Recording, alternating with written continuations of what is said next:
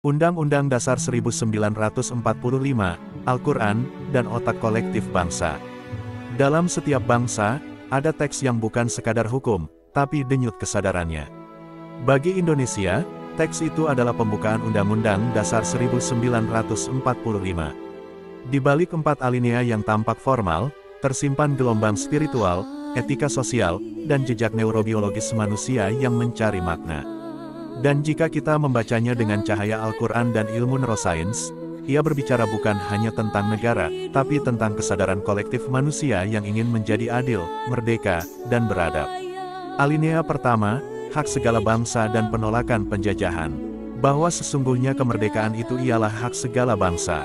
Al-Quran menegaskan, dan sungguh, kami telah memuliakan anak cucu Adam. Quran Surah Al-Isra, ayat 70.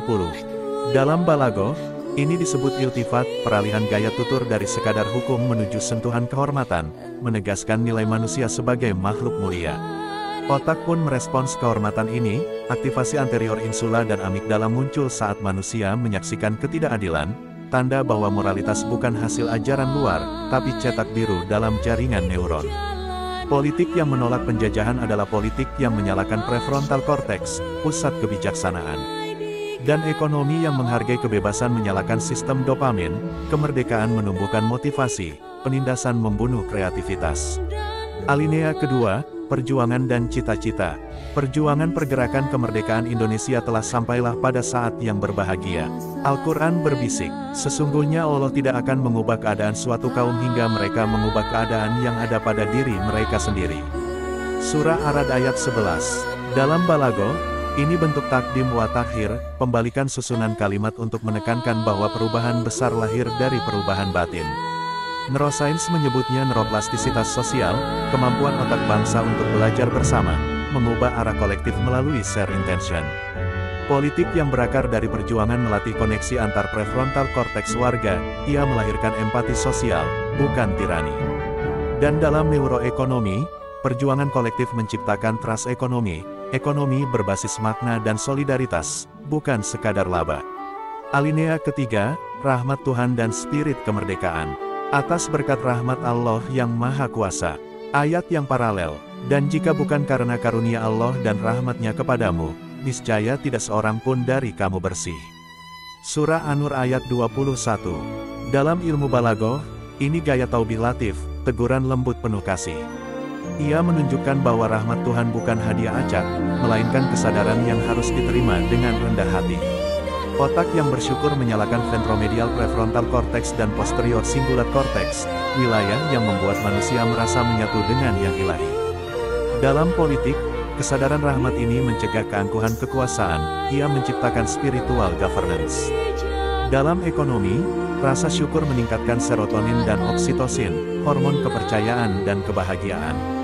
Bangsa yang bersyukur adalah bangsa yang stabil dopaminnya, kreatif tanpa serakah, makmur tanpa rakus.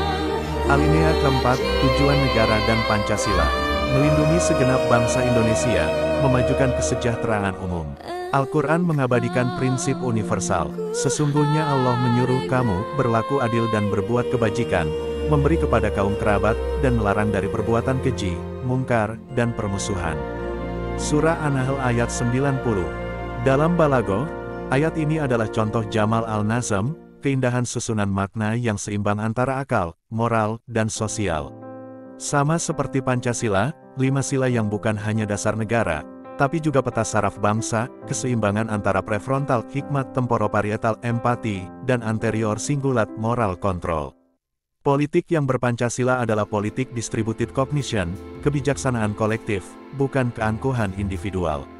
Dan ekonomi yang berpancasila adalah neuroekonomi keseimbangan, dopamin tidak terkonsentrasi di segelintir elit, tetapi tersebar melalui keadilan sosial.